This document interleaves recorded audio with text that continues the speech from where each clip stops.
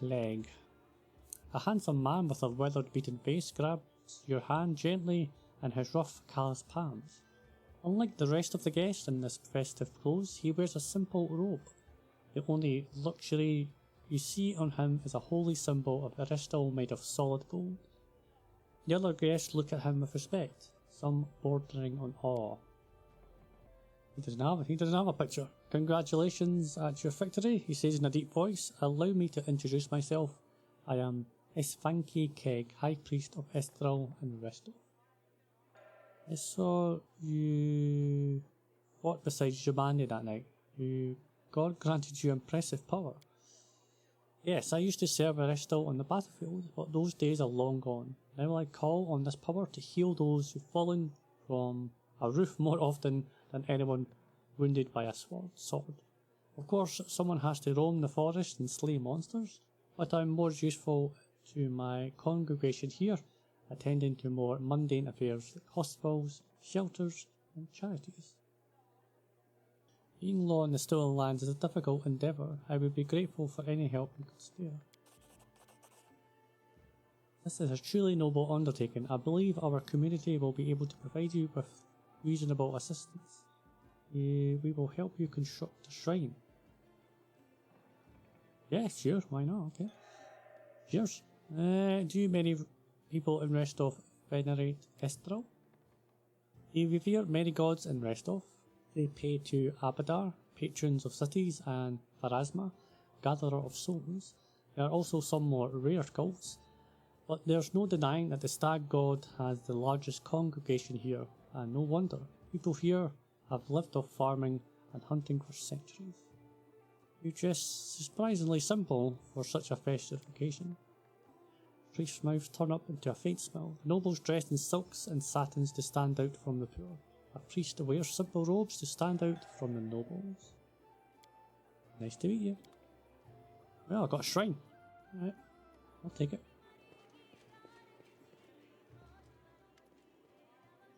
A man's gracious clothes hide rippling muscles beneath him. He looks past your ear, obviously bored. Baron Hannis Delev, he says offhandedly, emphasising the word Baron. And you must be the Stag Lord Butcher. I'm sorry, I quite forgot your name, but you took out the Stag Lord and his gang, and so Sword Lord Jumanji is granting you permission to take his place, right? Well, congratulations, my land lie to the west of yours. I suppose we're neighbours, yes.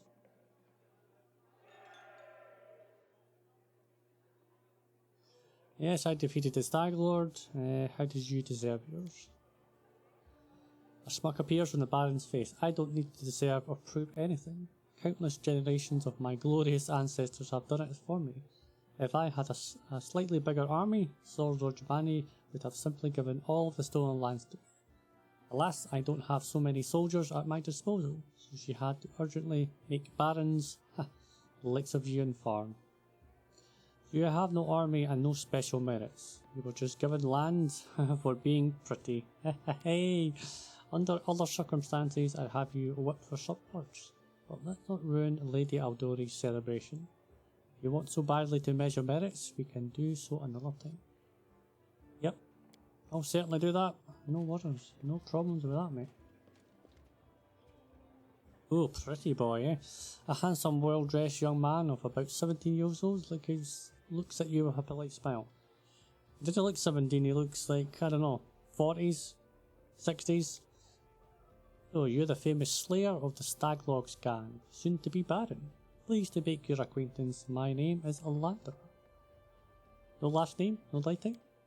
Well, let's just say I'm here incognito. Under my circumstances, it's wise to keep one's lineage to oneself.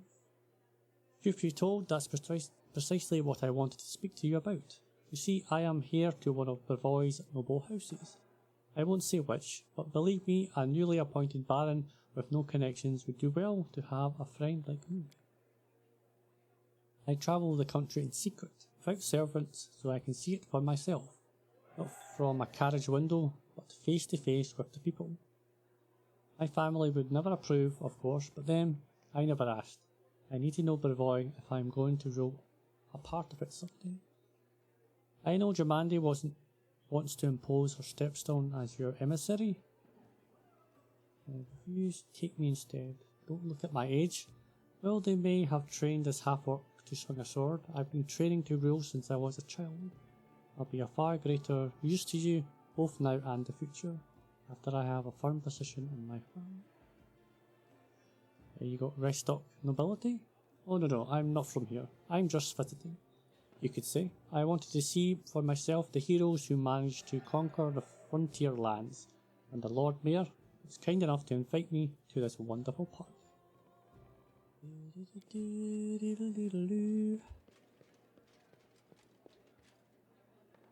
So, how do you like our little gathering? I hope you've made some useful connections. Shall we move on to the official proceedings? My apprentice, Kassil Aldori, will go with you, won't he? Whatever you choose, I won't argue. But you must choose your inner circle with the utmost care. Okay, I'm ready for my ceremony. Excellent. Stand here. Wait. Lords and ladies, today we are here to honor 3 brave people who have done the impossible. They've tamed the stolen lands. Baron Hannis Delev, the new master of Glenabon, Captain Mager Varn, the conqueror of Dunsword, and finally, the tamer of the Shrike Hills, who put an end to the atrocities of the Stag Lord's bandits. Step forward. On behalf of the people of the free city of Restov, I confer upon you this noble title. Rise, your grace.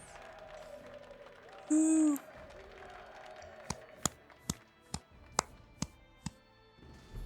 Well done, mate. Well done. What can I say? You know, just so talented. The Stag Lord's dead, and the capital of the new barony Whoa, has that's not been me. built in Who's place that? of his fort. That was how the long and challenging taming of the stolen lands began. Lieutenant Baron. Kesten. Kesten? Welcome, Your Grace. He salutes you. You can see he's a bit anxious, and he seems to see reserves. Let's try that again. Welcome, Your Grace. Kesten salutes you. You can see he's a bit anxious, and it seems he's rehearsed his speech many times. Let me once again congratulate you on your victory and your new title. Lady Jamande transferred me here. I am at your disposal. I am not one who to bestow honours, but I want you to know I'm glad to serve you. I'm here to welcome you on behalf of your new capital citizen. The Stag Lord's former stronghold will soon be a thriving city. World travels fast, and the first settlers are already arrived, with new ones approaching as we speak. While you were visiting Restov, much has been done here.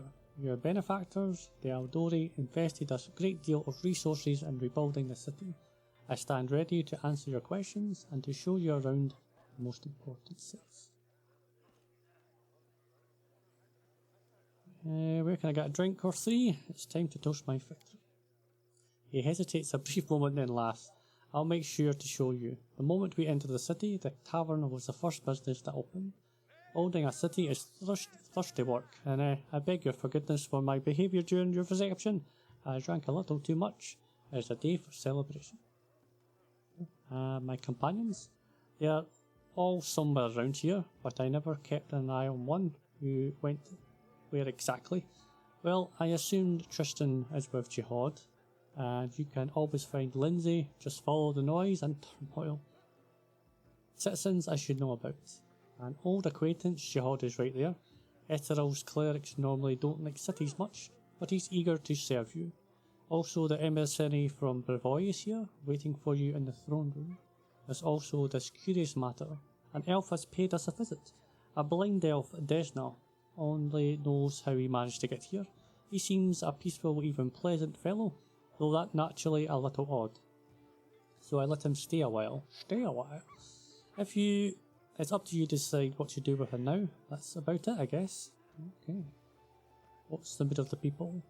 I must admit, I never seen anything like that my whole life. A city, a whole barony born right in front of my eyes. The city sensed the moment, and today we are feeling proud. As a rule, I am not too cheerful or chatty.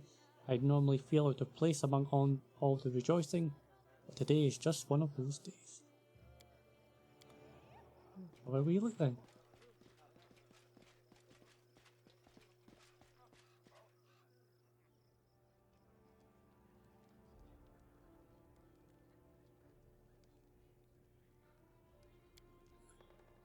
So now we've reached the main chambers. This is the throne room, where you hold court and receive visitors. Let me draw your attention to this large map, depicting your barony and its surroundings. You'll mark all the important scout reports and other news worthy of your Grace's attention. Having finished his speech, Kesten tucks his thumbs under his belt and stands quiet. Greetings, Your Grace. Kassil, Lady Jomandi's award, gives a polite bow. It was a pleasure to meet you at the rest of reception. On behalf of your allies and benefactors, the Aldori Sword Lords, I'd like to offer you some advice.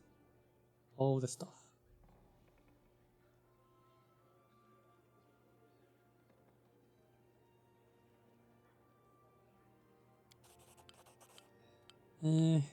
Change that.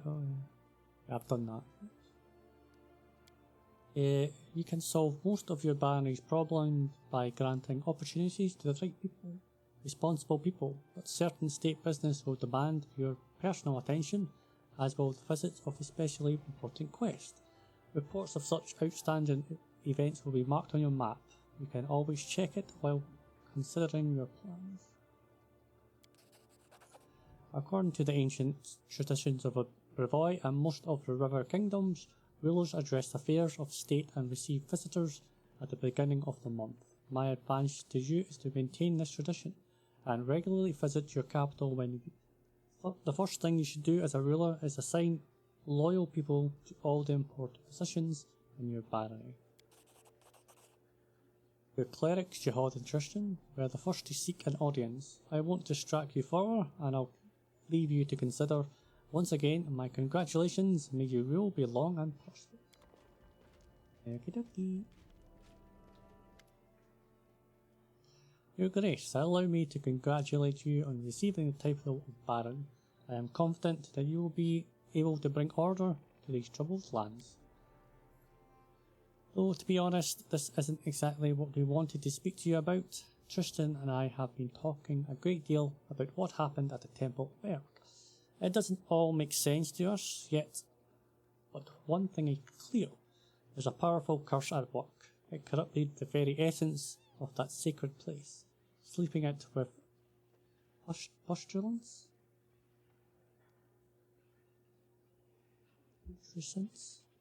I don't know. I am disgusted with whatever could do this. He takes a loud lick, catching his breath, and now there is a new woe. Tristian and I believe the curse did not simply disperse on its own accord. There is a place near the capital rumoured by the locals to be cursed. Tristian and I have visited this dreadful place, and we felt the same pestilence as the temple. What's this place? Where is it? There is a bald hilltop not far from here, to the north of the capital. Its crown is entirely barren of life. Locals believe the rituals glorifying the dark gods were held there back in ancient times. There is no longer any trace of such rituals, but the air around the hilltop is heavy to the point of stifling. The place is like a rotting wound, closed but not healed. And this will undoubtedly open again. Tristian and I felt something approaching, something ominous. This curse will soon return to plague us once more, I swear. Well, I will go there as soon as I am able. I would be happy to accompany you, but I would not expect to see anything new there at present. I agree with Tristian. We have been to this hilltop. It's barren, but filled with a dense atmosphere of unease. The curse will grow in strength, and we predict it will reach the peak of its strength in about 1 month. That's when we should visit the ball top and resolve this issue. For now we can only wait and prepare. I beg your pardon, your grace, for intervening with you getting the grasp of your barony. I'm sure you have even more pressing matters at hand right now. Probably. Okay. Okay.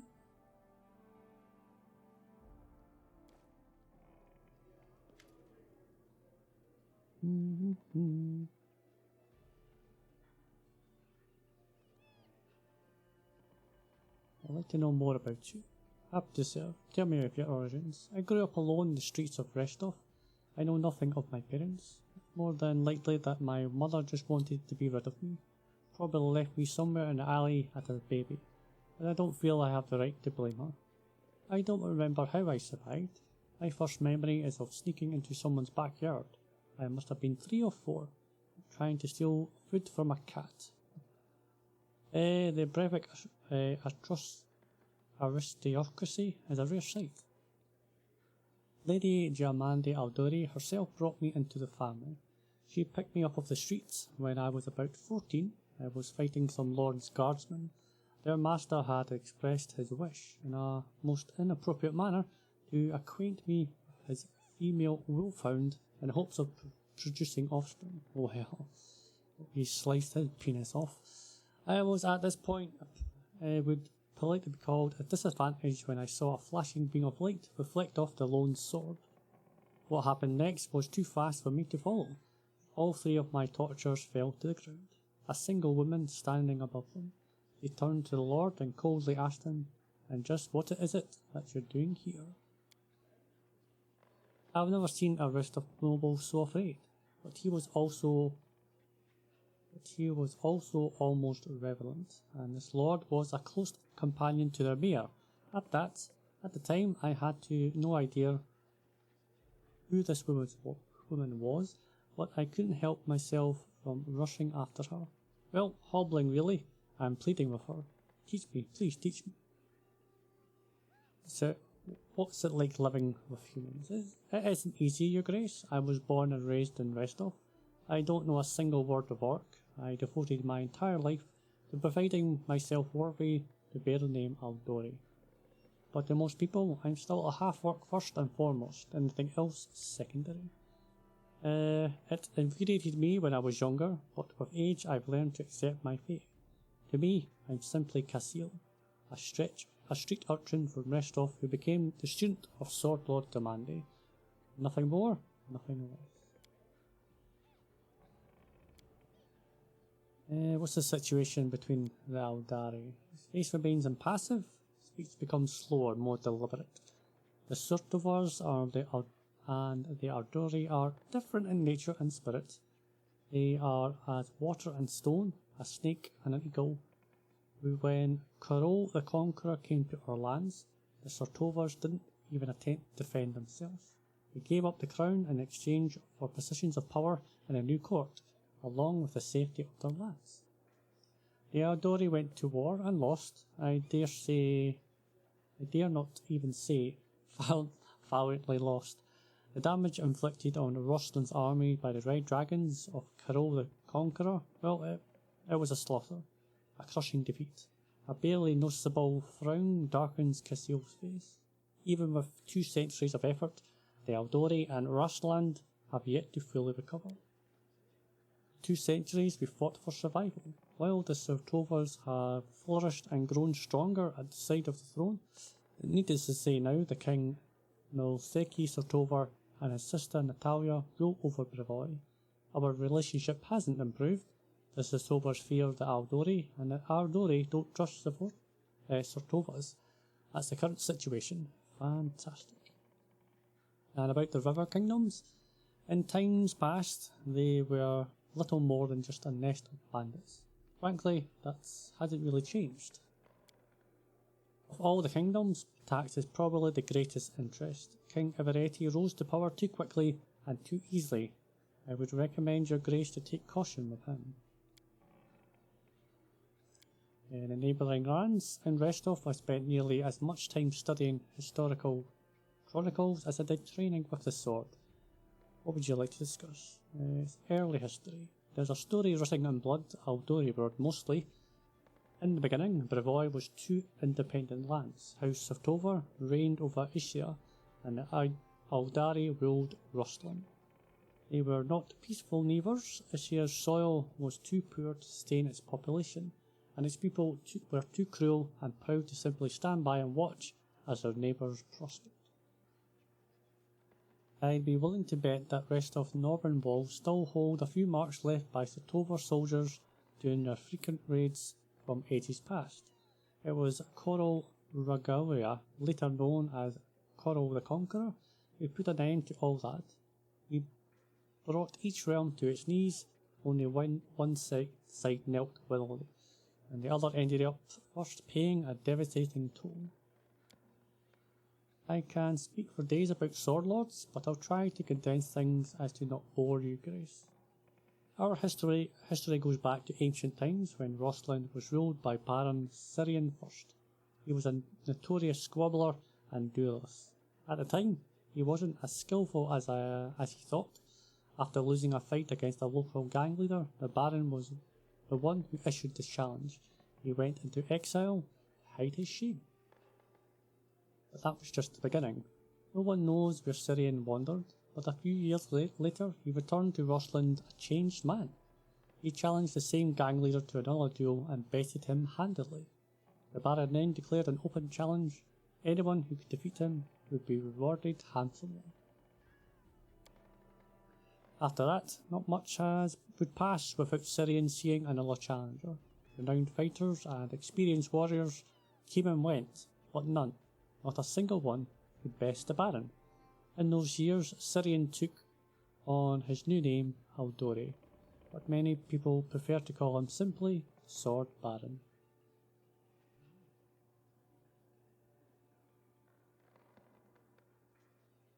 The Baron was the first sword lord, the very same. His heirs inherited the secrets of the dueling style, along with the name Aldori. Ever since the name has been passed down from master to student, along with the title Sword Lord. Aldori are simultaneously a family and an alliance. Sword Lords will usually teach their own children, but many of us were brought in from outside the family. Occasionally you can even find a half-orc, fostering or two.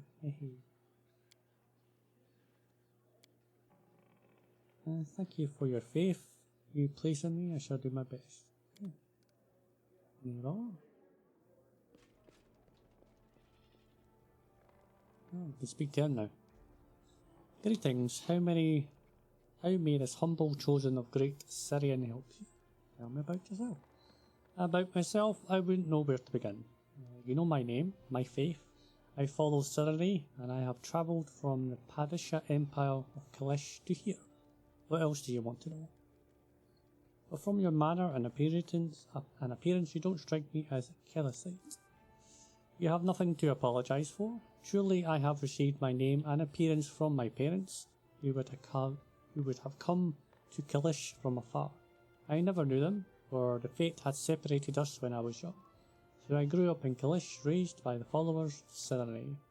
My home is where my heart is, in the temples of the great goddess, among the wise and generous men that took upon themselves the care of a child that was so unlike them. I learned mercy and patience at an early age, and it is these virtues that have made me the man I am today. Oh yes, no library and no archive, however large, would have ever allowed me to learn as much of the world as I have in my journeys. It was only outside the temple walls I realised every living being is a world unto themselves, a world where many contradictions and passions coexist. Each realm leaves its mark on the lives that live there, only by visiting it, by breathing the same air, walking on the same soil, can you understand its people, what drives them, what frightens them, their dreams, and how they honour their gods. There are many ways to honour one's gods. It is true shrines play a role in the lives of many of the faithful, and even more find other ways to serve Syn. Healing like values good deeds above all else. I cannot stand by and watch evil claim others. Perhaps that is another reason why I chose to go on my pilgrimage, leaving behind the temple of Kilish. My faith is in my heart and in my hands. Millions honour Syn in her temples, and my soul is filled with joy when I think of their devotion to the goddess. Nevertheless, my path is at the foot. No, my thoughts were far from it, for my mission here is not yet done. She answered you in surprise. And why did you ask? Do you wish to leave your lands?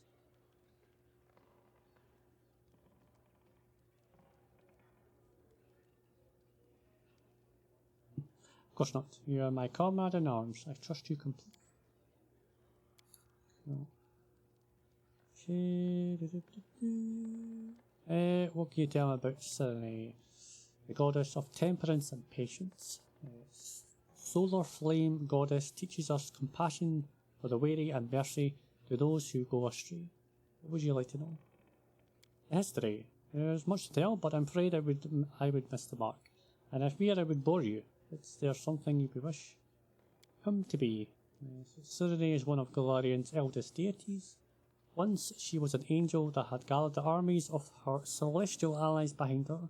The battle in which she showed her valour decided the fate of a whole world, and in her victory she was rewarded with divinity. In the sacred text is shown as a beautiful bronze-skinned maiden, her hair dancing flame. She smiles slightly, but her appearance is not what matters, it is the grace she brings with her touch, healing and salvation. Tell me about the battle. Her greatest moment of glory in her battle against the monstrous Rovad, who threatened to destroy Glorian. The lady delivered a strike that staggered the horrendous creature and allowed her allies to shackle it. Once the rough beast was captured, the goddess split the earth, and the gods threw the behemoth into the depths. Once it was done, the goddess sealed the pit and commanded her faithful to stay away from the scar that was left in the land. Alas, mortal beings are imperfect. Not even the most faithful among us can always follow their deity's commandments.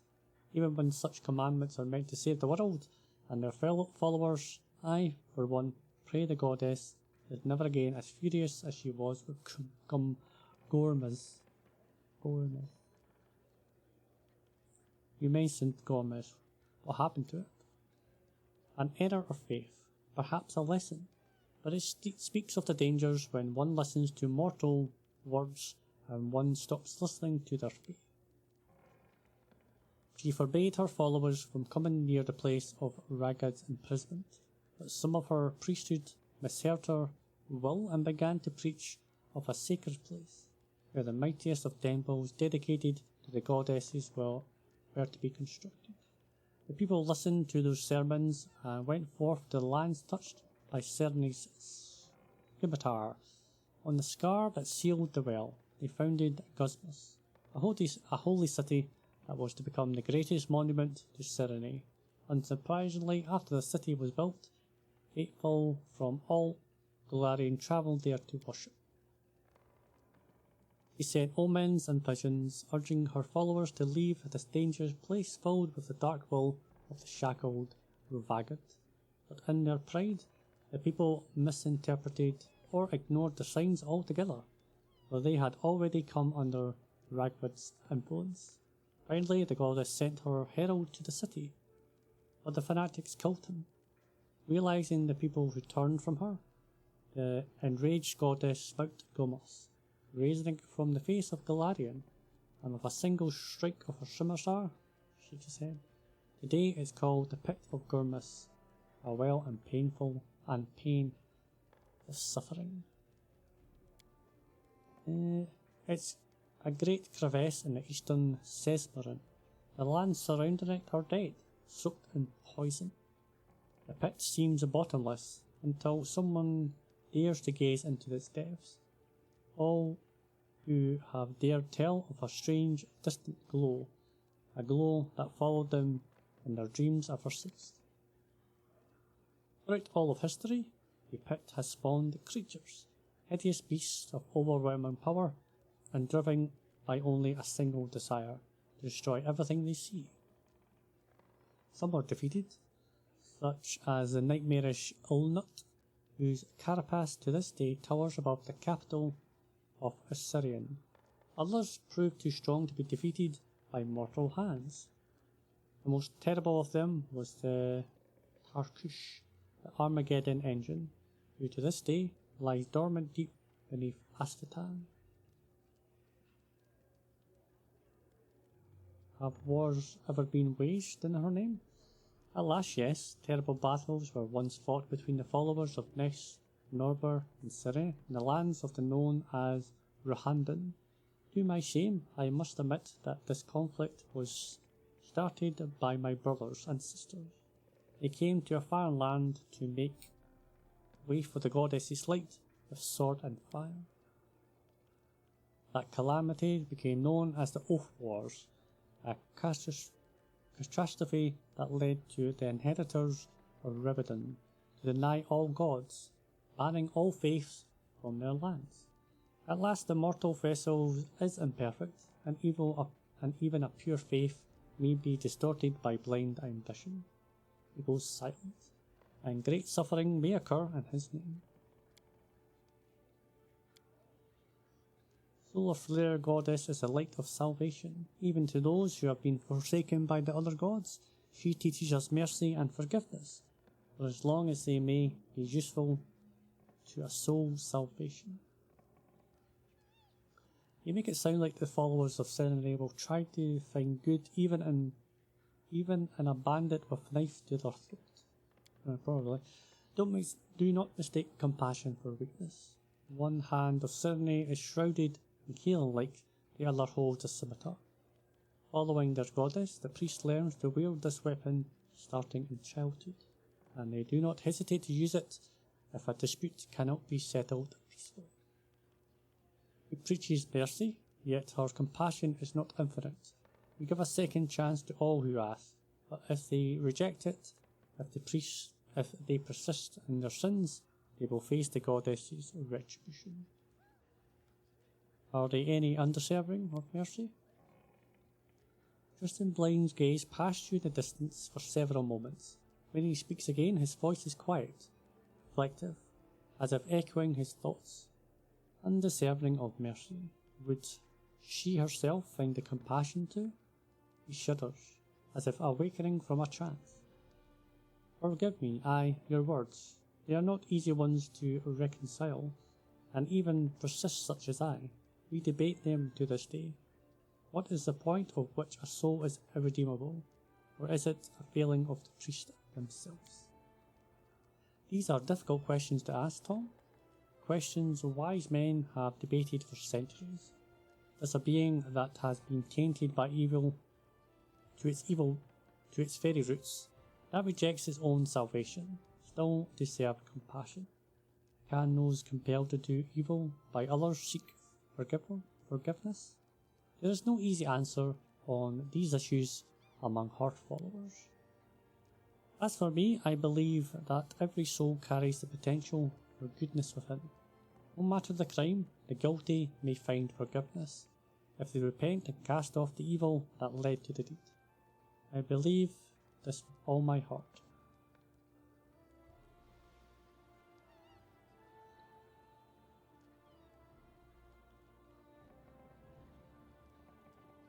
Well, I'm going to stick with lawful good. I do not agree. They are crimes that cannot be and go unpunished.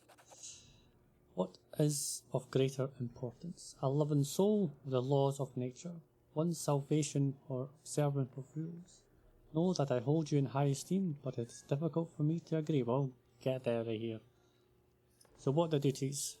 My goddess strives to see the best, even in the dark gods. She never abandons the hope of their redemption.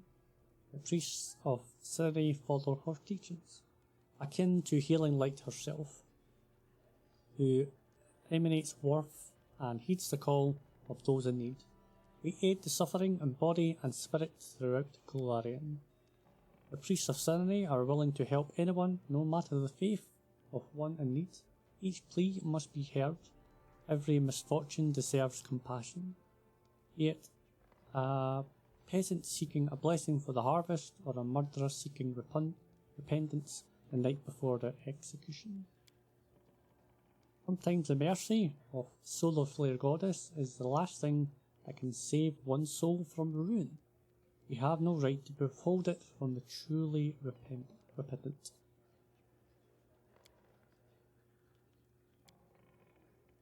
Many worship her goddess in temples. Some make the pilgrimage to the Everlight Oasis.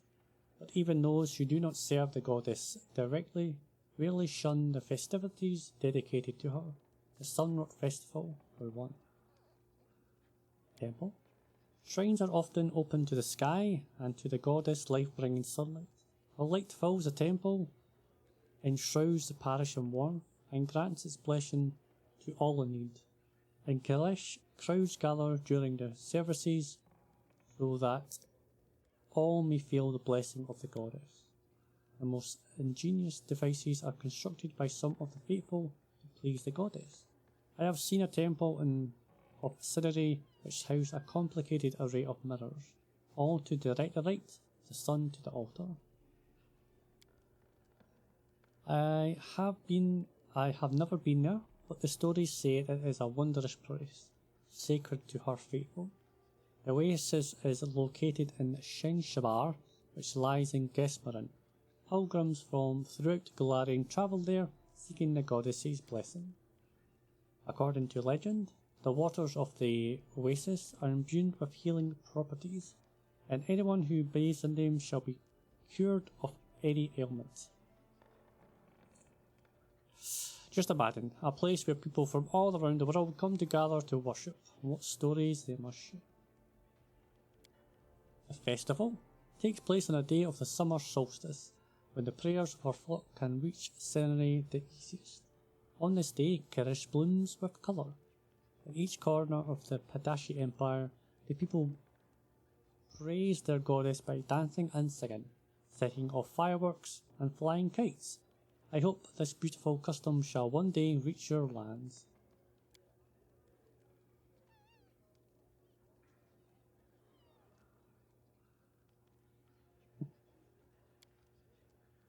Really, the goddess is the man.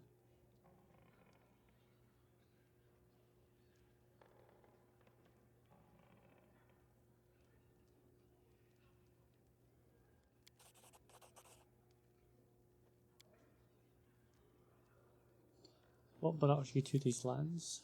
I've heard rumours. They say these lands are cursed, and the curses are growing stronger, and if something is granting them power, I could not ignore such rumours. What curses are you talking about? He cocks his head to the side and wonders. Do you not see? Every word uttered in the heat of an argument turns into a prophecy here, just waiting to fulfill itself.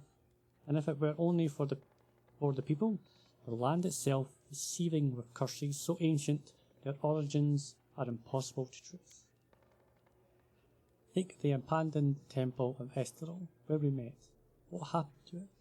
What force compelled the priests to leave such a magnificent temple behind to the winds of nature? We will never know. I myself was nearly slain by beasts. Fortunately, you came along, following Jihad, saved me. I owe you a great debt. You've come a great distance. He laughs. When you look at it that way, then yes. But please, do not think that I came all the way from Kaleshi because of mere curiosity. I was wandering long before that. It is a custom of our faith. The further our paths take us, the more people we may help. Why did Jihad see you in his premonition? She sees all the good gods and goddesses as her allies. Many have fought alongside the goddess against the menace of Ragorg, Esteron among them. By offering my prayer to her, I let her know of my misfortune in the Temple of El. The merciful goddess did not ignore my plea, but who could have she asked for the aid than Esterol, whose faith is strong in those lands? Has sent you her a sign, and you came just in time to rescue me.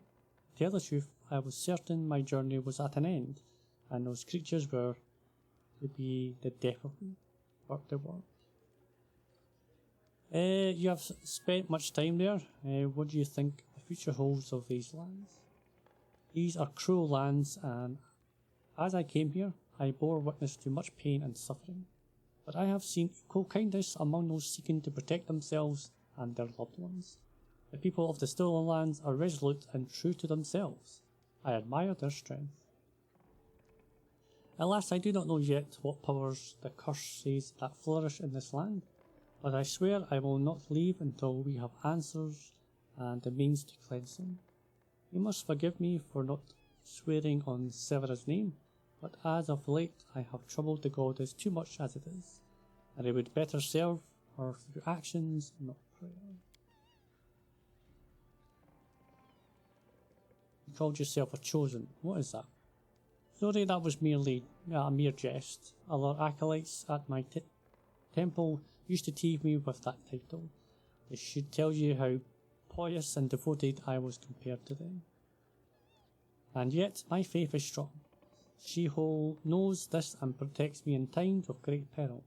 If something ever threatens my life, by her divine powers, I am transported. Yeah, of course. They're always transported. Alright. Okay, he's probably the most annoying out of all the bunch, I'm not gonna lie.